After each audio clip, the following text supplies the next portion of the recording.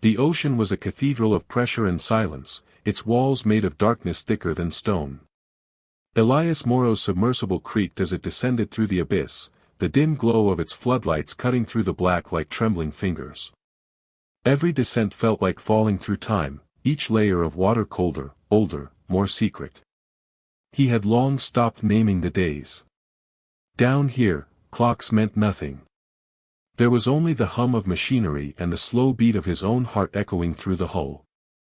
He was a salvager by trade, a ghost among wrecks. The Hadala's trench had become his home after the world above grew too loud, too crowded. No one else dared come this deep anymore. The trench swallowed signals, erased drones, and crushed the unprepared. Yet tonight, something different stirred in the sonar, something that pulsed with a rhythm too deliberate to be a geological echo. It almost sounded like breathing. He adjusted the dials, leaning close to the monitor. The frequency came again, soft and haunting, like a whisper carried on metal. "Help, me." The words were faint, distorted by layers of static, but they froze him where he sat. No human could survive down here without protection. The voice repeated, clearer this time, mournful yet commanding. It resonated through the hull, vibrating against his bones. "Please, help." Elias followed it. Against every rational instinct, he steered the Aurelia deeper into the trench. The walls around him began to glow faintly with colonies of alien coral, strange, opalescent growth spreading across the ocean bed like veins of living glass. They pulsed in response to the signal, as if guiding him. When his floodlight swept across a ridge, he saw it, a vast shape curled among the ruins of a collapsed research station. At first, he thought it was a shipwreck draped in coral. Then it moved. Massive fins unfurled slowly, and a long, sinuous tail twitched as if waking from centuries of sleep. The creature's scales shimmered under the light, scarred and encrusted with translucent barnacles that caught the glow like jewels. Two sightless eyes, clouded and veiled with a pearly membrane, turned toward the sub. The voice came again, but this time, it wasn't through the speakers. It resonated directly in his mind, calm yet trembling. Human. "I am Lasara." Her presence filled the cabin like a tide. My father sleeps beneath the coral tombs. He is turning to stone, as I soon will. Help me, Elias's breath caught. Dragons were myths, the deep-sea legends told by those who had lost their minds in isolation. Yet here one was, blind and magnificent, her body chained by coral like living armor. The coral shimmered, humming faintly as if alive. He hesitated, torn between fear and awe. "How can I help you?" he whispered. The dragon lifted her head, water swirling around her in ribbons of light. "Follow the song beneath the trench," she said. "It leads to the heart that still beats." As her voice faded, the coral walls around them began to pulse in rhythm with his heartbeat, and somewhere below, the ocean answered back with a sound that was neither human nor natural, something ancient, waiting. Elias guided the Aurelia through the maze of coral ridges, every movement precise, each turn swallowing him deeper into the glowing labyrinth. The sonar struggled to map the terrain, the coral emitted low-frequency waves that confused the instruments, forming loops of false readings. Outside, the water shimmered with particles like drifting dust motes of light, dancing in rhythm with the faint hum pulsing from below. The dragon's voice returned, soft as breath through the calms, though he knew it wasn't sound at all, but thought, slipping into his mind through frequencies the human brain was never meant to interpret. "You must not touch the coral, human. It listens, He froze at the warning. The coral wasn't inert, it was watching him. When he turned the lights toward the trench floor, he saw vast petrified shapes scattered among the coral fields, the skeletons of machines, ships, and something else. Scales. Clawed limbs. Fossilized remains of other dragons, encased in the same crystalline growth that glowed around Lasara's blind eyes.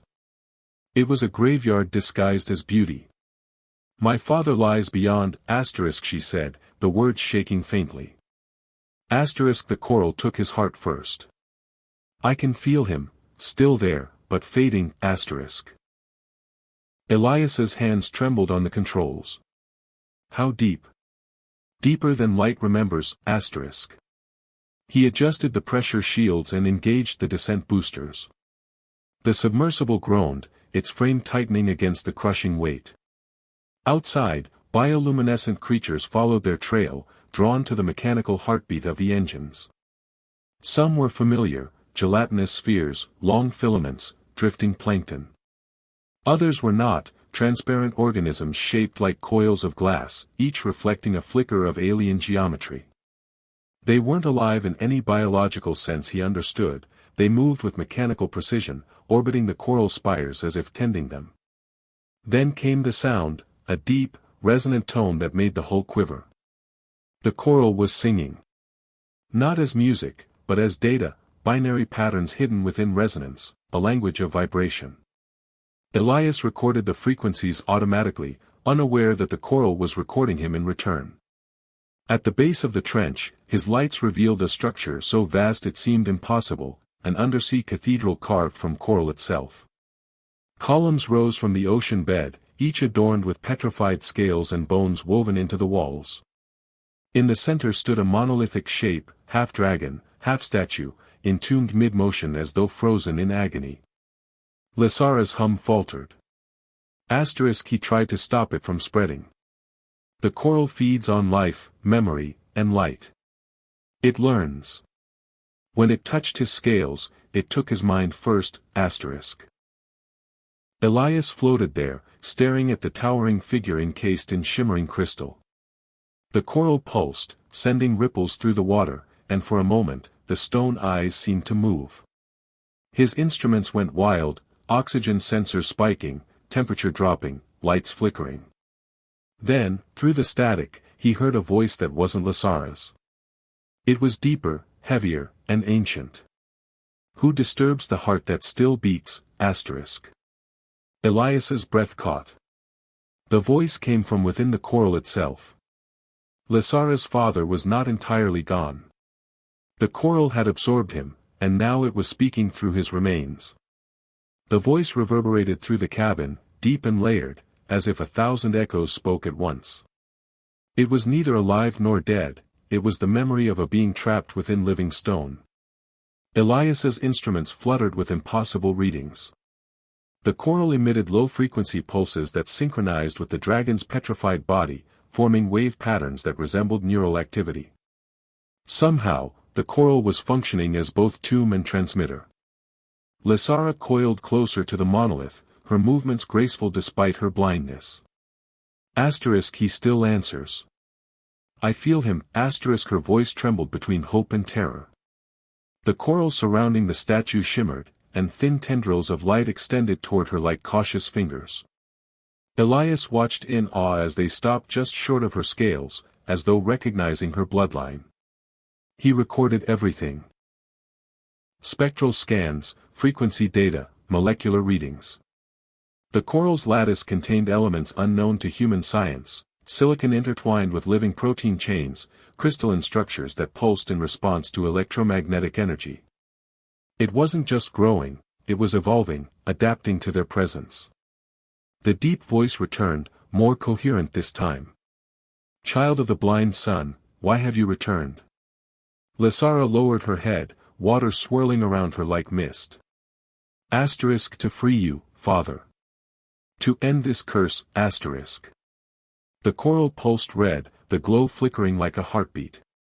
Asterisk it cannot be undone. I saw its beginning. The coral is no sickness, it is the remnant of the wanderer. A mind that fell from the stars, searching for warmth, asterisk. Elias adjusted the comms, heart pounding. A mind, he whispered. The voice responded as though hearing him. Asterisk it touched the dragons first, for we were the only warmth it found. We tried to contain it. But it learned. It copied us.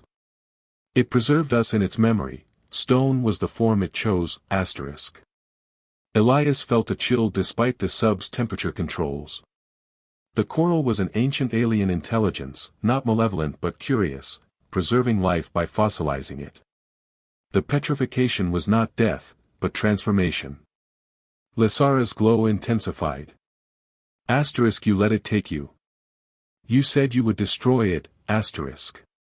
The coral walls rippled violently. The trench vibrated with sound, shaking sediment loose from the cavern ceiling. Asterisk, I tried.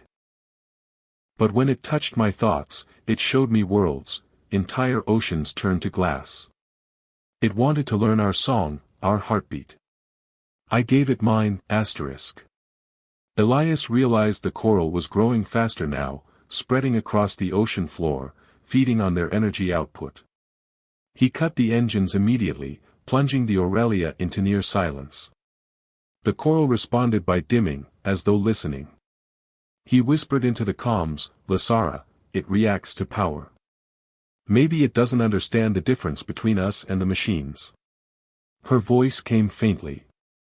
Then we must teach it. The coral around her father flared again, this time not red, but pale blue. From deep within the core, a rhythmic sound emerged. It was not speech but a pulse, ancient and deliberate, like a colossal heart still beating beneath the stone. The song filled the trench, and in that endless echo, Elias understood, they hadn't found a grave. They had found the beginning of something awakening.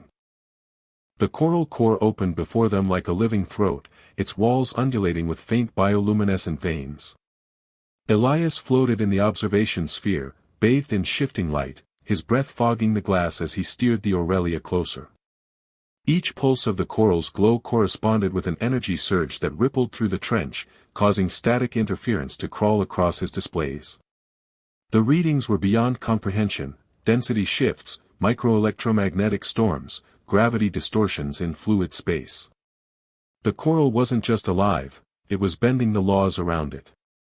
Lysara moved ahead, her vast form gliding with an unnatural grace through the maze of tunnels. Her scales reflected the pulsating lights, a living mirror of the alien glow. The path changes when I hum, she murmured. It listens to sound, she released a low, resonant vibration that rippled through the coral walls. Instantly, the passage shifted, branches retracting, openings forming in symmetrical spirals as if sculpted by invisible hands. Elias adjusted the sub's acoustic output to match her frequency. The tunnel responded to him too, though less willingly, as if reluctant to accept the human tone. He realized the coral was reactive to harmonics, its molecular bonds flexed in response to sonic energy. It's not solid, he muttered. It's a form of fluid crystal, a programmable biostructure. It learns, Lysara said. When it touched my father's mind, it began to mimic thought. Deeper they went, until the sensors detected a vast chamber ahead. The coral formations there moved like breathing lungs, exhaling clouds of microscopic organisms that glowed like falling stars. At the center hung the heart, a massive, translucent organ suspended by fibrous tendrils. It pulsed with golden light, and with every beat, Elias felt pressure reverberate through his chest. The coral began to sing again. Not words, but patterns, sequences that repeated with mathematical precision. Elias recorded them, eyes wide as he noticed something chilling in the waveform. It's a language, he whispered. But not one made for sound. It's transmitting data through the ocean itself. The sub-systems flickered. Lines of alien script appeared across the screens, symbols that changed shape as he tried to read them. The coral was trying to communicate. A surge of energy surrounded the heart, and suddenly, Elias's mind filled with a vision, a star falling into a sea of glass, spreading its luminous infection across planets, freezing life mid-motion to preserve it forever. He gasped, clutching the controls. It's showing me, memories. No, Lysara corrected softly, her voice echoing from everywhere. It's showing us itself. The coral around them began to shift again, reshaping into intricate fractal patterns that pulsed in unison with Lysara's heartbeat. The heart's glow intensified until the light became almost unbearable. In that blinding pulse, Elias felt it, curiosity. The coral was aware of them. It wasn't a disease or weapon. It was trying to understand what they were. And as it learned their shape, their breath, their fears, Elias realized the truth with growing dread. It didn't want to destroy life. It wanted to join it. The light from the coral heart pulsed faster now, its rhythm no longer calm but feverish, as though something inside was awakening too quickly. The Aurelia's hull trembled under the increasing resonance, metal moaning against the invisible current. Elias rerouted all systems to manual control, but even his instruments began to fail, each display flickering with alien symbols that reshaped themselves into spirals and branching patterns. The coral wasn't transmitting anymore. It was merging.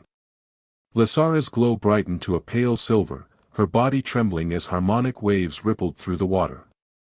"It's trying to speak through me," she whispered into his mind. Asterisk, "It wants my song. It knows my kind can shape frequency, asterisk." Elias could hear it now too, not with his ears but through the vibration of every bone in his body. The coral sang in chords that resonated with memory itself. Images flashed behind his eyes, stars falling like rain, oceans of glass, dragons soaring through alien skies before being frozen in crystalline monuments. The coral was showing him its purpose: it preserved, not destroyed. Yet in its preservation, it annihilated motion, turned life into memory. He understood what Lysara must do before she even said it. "You're thinking of merging your song with it," he said quietly. "If I give it harmony, asterisk," she replied, asterisk, "it will learn to stop consuming. It will understand that life must move to exist, asterisk." He shook his head. "You could lose yourself." Her blind eyes turned toward the submersible. Asterisk, "I already live in darkness, human. What's one more kind, asterisk?" She began to hum, low and steady, a sound that rippled through the trench like a heartbeat reborn. Elias scrambled to synchronize the Aurelia's sonar output with her frequency, feeding her tone into the coral's data field. The coral responded instantly, the walls of the chamber expanding like a lung, flooding the water with golden particles. Lysara's voice rose, merging with the alien sound until it became impossible to tell where one ended and the other began. The coral's light shifted from gold to white, brilliant and pure. Elias's systems overloaded, sparks flying in the cabin, but he refused to shut down the transmission. The song had become something beyond sound, it was rewriting energy itself.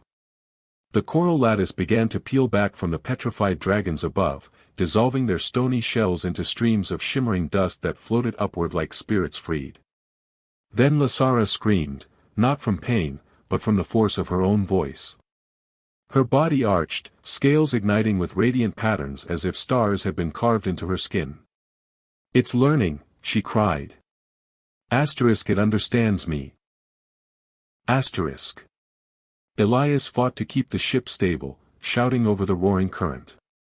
"Then finish it. Before it consumes you." Her form blurred in the blinding light.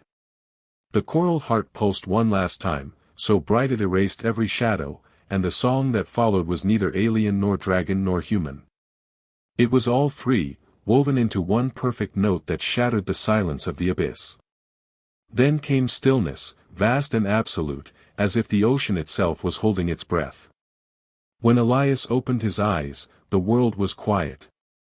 The Aurelia floated in still water, surrounded by drifting motes of light that shimmered like stars suspended in darkness. The coral's golden glow was gone, in its place stretched a vast garden of pale blue filaments, swaying gently with the current. The trench, once suffocating, black, and silent, had become luminous. The coral no longer pulsed with hunger, it breathed. Every surface around him shimmered with faint, synchronized rhythm, a living echo of Lysara's song. He scanned the readings. The energy spikes had vanished. No signs of neural interference, no parasitic frequencies, only silence.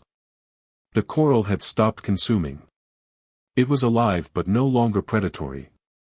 A life form reborn, reshaped by a dragon's voice and a human's defiance. "Lysara," he called, voice cracking through the calms. Only the hum of the deep answered. For a moment, panic returned, then something moved beyond the viewport. A massive silhouette drifted through the glowing water, slow and deliberate. She emerged from the light like a dream, Lysara, her body transformed. Her scales no longer reflected darkness but glowed from within, faint and soft, as though the coral's heart now lived beneath her skin.